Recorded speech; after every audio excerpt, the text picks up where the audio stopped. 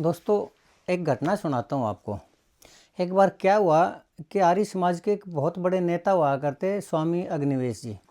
स्वामी अग्निवेश जी काफ़ी पॉपुलर आदमी हुआ करते। रोज़ाना मीडिया में कुछ न कुछ उनके बारे में आता रहा करता। तो वो मेरे को जानते भी थे। मेरे को इसलिए जानते थे कि स्वामी इंद्रवेश जी थे, उनके साथ जो मेरे संबंध थे वो बहुत अच्छे थे। अब मित्र तो मैं उनको नहीं कह सकता, स्वामी इंद्रवेश जी को परमात्मा उनकी आत्मा को शांति दे। लेकिन मेरी उनकी जो रिलेशन थे ना, वो मित्रवत जरूर थे। और मित्र क्यों नहीं कह सकता, क्योंकि मेरी और स्वामी इंद्रवेश जी की एज में काफ़ी डिफरेंस था। तो इसलिए मित्र कहना थोड़ा सा अनुचित सा होगा, लेकिन मित्र जैसे संबंध जरूर थे। तो उन्होंने अग्निवेश जी ने एक दो बार मेरे को उनके साथ देखा, तो वो मुझे बाय फेस जानते थे। तो एक किसी प्रोग्राम में अचानक मुझे अग्निवेश जी मिल गए। तो मैंने कहा, अग्निवेश जी आपका इंटरव्यू लेना है। उन्होंने कट रही कह रही हाँ ठीक है, लो कोई बात नहीं। तो हम थोड़ा सा साइड में हट के बैठ गए। तो पता नहीं दोस्तों, मुझसे सवाल सीधे सवाल पूछे नहीं जाते, या पूछ नहीं पाता, या सीधे सवाल पूछने आते ही नहीं मुझे। ये मैं समझ नहीं पाया अपने पत्रकारिता के कैरियर में। तो जैसे ही हम बैठे, मैंने उनसे पहला ही सवाल पूछ लिया कि स्वामी अग्निवेश जी, आप क्या हैं? आर्य समाजी हैं, या फिर आप एक सन्यासी हैं, या फिर आप एक पॉलिटिकल लीडर हैं, या फिर बिजनेसमैन हैं, या फिर आप एक पाखंडी इंसान हैं? तो दोस्तों, बाकी मैंने उनसे जो पूछे कि भाई लीडर हैं, आर्य समाजी लीडर हैं, या फिर पॉलिटिकल लीडर हैं, या फिर आप सन्यासी हैं, उनके ऊपर तो उनका फेस इंप्रेशन बहुत बढ़िया रहा। लेकिन जैसे ही मैंने लास्ट क्वेश्चन पूछा कि क्या आप पाखंडी इंसान हैं, तो वो एकदम से भड़क गए और वो एकदम से उठ गए दोस्तों। तो मेरी ये समझ में नहीं आया दोस्तों कि वो क्यों तो भड़के और क्यों उठे। तो उन्होंने मुझे क्या कहा होगा, ये मैं आपसे पूछना चाह रहा हूँ। और क्यों भड़के होंगे वो मेरे ऊपर, ये भी मैं आपसे पूछना चाहता हूँ। तो दोस्तों, आप बताइए। मैं तब तक अभी गया और अभी आया। एक निवेदन है, तब तक आप मेरे इस चैनल को ज़रूर सब्सक्राइब करें दोस्तों। बस मैं अभी आया 5 सेकंड के अंदर।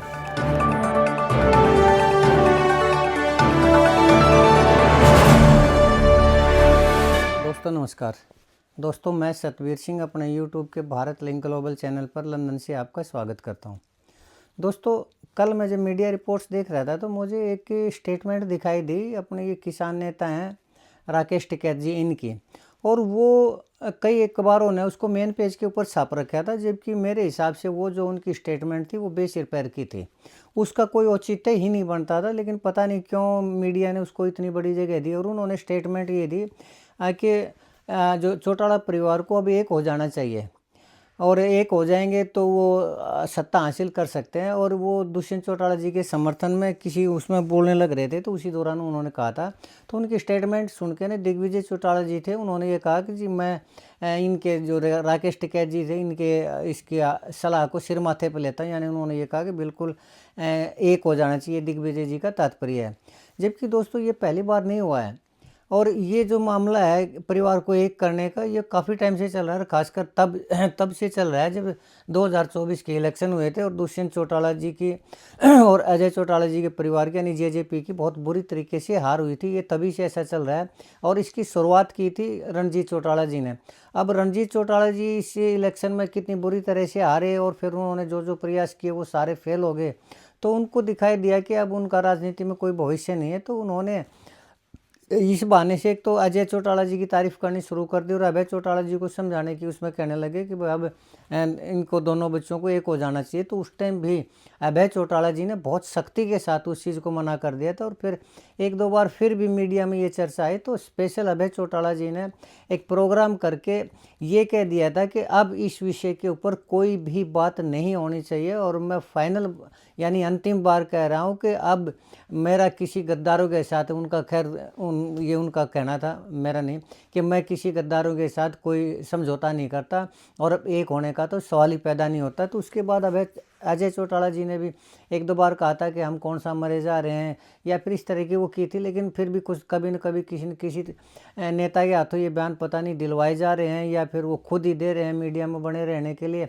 जब भी चर्चा होती है तो ये बात होती है कि भाई अब चौटाला परिवार को एक हो जाना चाहिए, यानी इनेलो का और जेजेपी का विलय हो जाना चाहिए। और यही बात अब कही है राकेश टिकैत जी ने।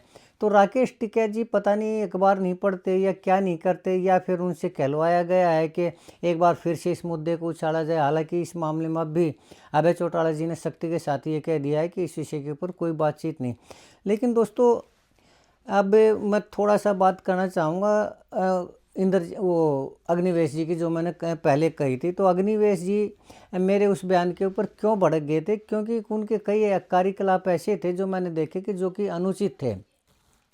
एक तो ये था कि अगर उनको सन्यासी कहा जाए तो सन्यासी मैं उनको इसलिए नहीं कह सकता कि वो हमेशा ही पैसे के लिए किसी न किसी पार्टी से कहा करते, किसी एनजीओ को या किसी उसको पैसे दिलवाने के लिए, और जो भी सरकार पैसे दे दिया करती आर्य समाज को या उनके एनजीओ को या जहाँ वो कहा करते तो वो उसकी बड़ी तारीफ किया करते, और जो नहीं दिया करते उनका वो बड़े खिलाफ हुआ करते।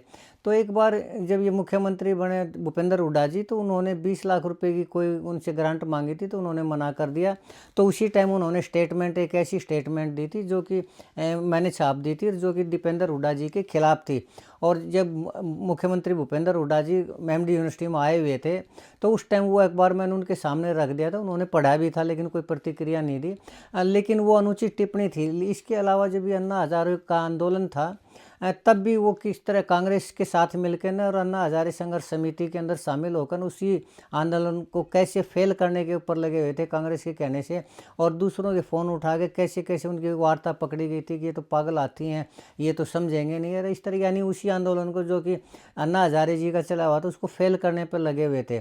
और इससे पहले कि बिग बॉस में भी मैंने उनका एक वो देखा था कि जब वो बिग बॉस में एंट्री की, तो जो वहाँ बिग बॉस में जो लड़कियाँ थीं उनको गायत्री मंत्र उन्होंने बैठ के ये कहा कि सभी गायत्री मंत्र वो करिए, और सभी एक दूसरे के हाथ में हाथ डालिए, और वो खुद बीच में बैठ के एक साइड में, यानी एक हाथ में उनके में एक लड़की का ये पूजा बेदी थी उनका हाथ था, और दूसरे हाथ में कोई और कंटेस्टेंट थी उनका हाथ था। तो उन्होंने कहा कि जी हाथ पकड़ के क्यों? तो उन्होंने कहा इससे जो उच्चारण की जो शक्ति, इसके मंत्र की जो शक्ति है ना, वो आदमी के अंदर प्रवाहित हो जाती है। तो मेरा ये मानना है कि अगर इस तरह हाथ पकड़ने से मंत्र की शक्ति वो प्रवाहित होती है, तो फिर ये आर्य समाजी हवन क्यों करते हैं? उसी गायत्री मंत्र की वो आहुति क्यों डालते हैं? वो तो एक दूसरे का हाथ पकड़े और उसमें मंत्र की जो शक्ति है उन पंडितों के अंदर या हवनकर्ता के अंदर, वो अपने आप सभी के अंदर फैल जाएगी। लेकिन मैंने तो ये सुना था कि शब्दों के उच्चारण की भी एक ताकत होती है। जैसे आप ओम शब्द का उच्चारण करेंगे तो उसमें वायुमंडल में कलेगी उसका वो होगा, और आदमी के ऊपर भी प्रभाव पड़ता है, उसका शक्ति का भी एहसास होता है। और इसी तरह गायत्री मंत्र है, गायत्री मंत्र को भी जब बोला जाएगा तो उसके उच्चारण में से शक्ति होती है। मैंने ये कभी नहीं सुना था कि मंत्रों को अगर हाथ में, लड़कियों के हाथ में हाथ डाल के न बोला जाए कि उससे ज़्यादा ऊर्जा प्रभावित होती है। तो इससे मुझे लग रहा था कि जो स्वामी अग्निवेश जी हैं, पता नहीं वो पाखंडी इंसान है या क्या है। उसके बावजूद भी मैं उनके बारे में एक चीज़ प्रसिद्ध थी कि जब तक वो मीडिया में अपना नाम नहीं देख लिया करते, उनको खाना हजम नहीं हुआ करता। और वो उनके एक सेक्रेटरी हुआ करते जो कि उनके बाद उन्होंने संन्यास ले लिया, और अब जो स्वामी आर्यवेश जी के नाम से फेमस हैं। तो उनको ये कहा करते कि आज मेरे बारे में कुछ आया कि नहीं आया, मीडिया के अंदर किसी अखबार में मेरा नाम आया कि नहीं आया। तो उनको भी कई बार कहा यार किसी दिन वो मीडिया में मेरा नाम नहीं आता तो मुझे खाना हजम नहीं होता। यानी मीडिया के इतने ज़्यादा भूखे थे वो कि जब तक नाम नहीं आता उनको खाना ही ना हजम नहीं हुआ करता। यही बात मैं राकेश टिकैत जी के बारे में कहता हूँ।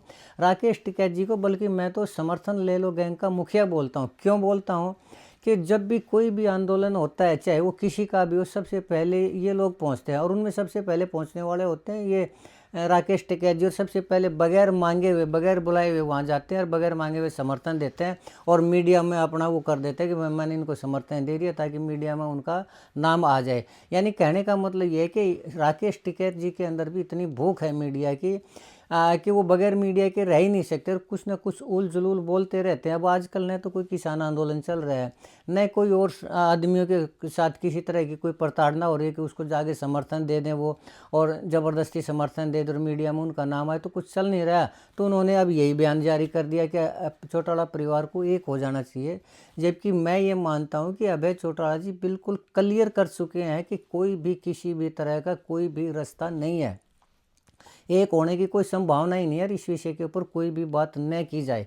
लेकिन उनके बयान के बाद, यानी राकेश टिकैत जी के बयान के बाद, दिग्विजय चौटाला जी का ये कहना आके उनकी नसीहत सिर माथे, वो उनका कहना बनता है। क्यों कहना बनता है? क्योंकि आज जेजेपी को कोई नहीं पूछ रहा है, उन्हें कोई संभावना ही नज़र नहीं आ रही। न 2029 के चुनाव की संभावना नज़र आ रही, न 2034 के चुनाव की संभावना नज़र आ रही। वो अपना हाथ पैर तो मार रहे हैं, पैसे वैसे खर्च करके रैलियों में आदमी भी अच्छे बुला लेते हैं, लेकिन वोट की जो संभावना अब उनको ये दिखाई दे रहा है कि अब उनका जो समय है वो जा चुका है, इसलिए। और जो अभय चौटाला जी है उसको एक्सेप्टेंस मिलने लग रही है लोगों के बीच में, उनका कद बढ़ता जा रहा है, उनकी पार्टी का कद बढ़ता जा रहा है। और भले ही दूसरी पार्टियों के जो जीरो हो या कुछ भी हो, लेकिन उनकी पार्टी को इन्हें लोग ज्वाइन तो करने लग रहे हैं ना। लेकिन जेजेपी में तो इतने ज़्यादा लोग ज्वाइन भी नहीं कर रहे, जेजेपी में तो वही जा रहे हैं जिनको इनेलो भी नकार देती है। तो कहने का मतलब ये है कि जो आज क्रेडिबिलिटी अभय चौटाला जी की या इनेलो की बनने लग रही है, वो उसको कैश करना चाह रहे हैं दिग्विजय चौटाला जी। और जो अजय चौटाला जी या जेजेपी के दूसरे लीडर हैं या दुष्यंत चौटाला जी, वो तो चाहेंगे आगे एक हो जाएं, और ताकि उसका बेनिफिट हो, और बेनिफिट हो गए ज़्यादा से ज़्यादा टिकट वो अपने लोगों की हासिल कर ले, और जैसे कुछ टिकटें आए फिर अलग अलग हो जाएं। तो अभय चौटाला जी इस चीज़ को जानते हैं अच्छी तरह के, जो पहले ये खेल खेल चुके, काट के हांडी वो चढ़ा चुके, तो बार बार थोड़ी चढ़ेगी। तो अभय चौटाला जी उनको क्यों नज़दीक आने देंगे। तो अभय चौटाला जी जानते हैं अच्छी तरह की क्या उन्होंने किया और क्या आगे करेंगे।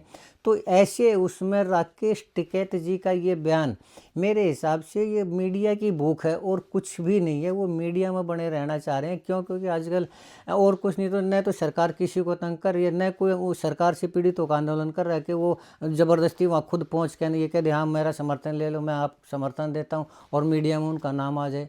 तो मेरे हिसाब से ये समर्थन ले लो गैंग के ये जो मुखिया हैं, ये अपनी उस भूख को शांत करने के लिए कुछ न कुछ उलझुल बयान देते भी रहेंगे, ताकि मीडिया में वो बने रहें।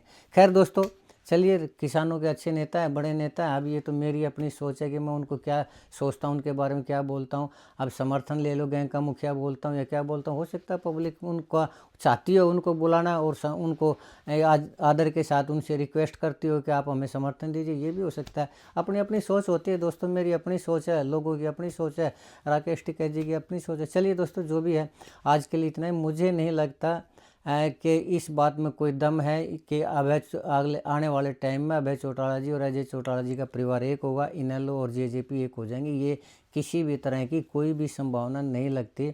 और अभय चौटाला जी क्लियर कह चुके हैं कि इस विषय पर कोई बातचीत नहीं। तो ऐसे ऐसे नेताओं को मेरे हिसाब से तो इस विषय पर कोई स्टेटमेंट नहीं देनी चाहिए। खैर दोस्तों, मुझे उम्मीद है कि आपको मेरा ये विश्लेषण, मेरी ये वीडियो पसंद आई होगी। अगर आपको लगता है कि मैं सही कह रहा हूँ, तो आपसे निवेदन है कि आप मेरे इस वीडियो को लाइक करें, शेयर करें, कमेंट करें, और दोस्तों मेरे चैनल को ज़रूर सब्सक्राइब करें। आपने मेरा ये वीडियो देखा, इसके लिए आपका बहुत बहुत धन्यवाद। नमस्कार, जय हिंद, जय भारत।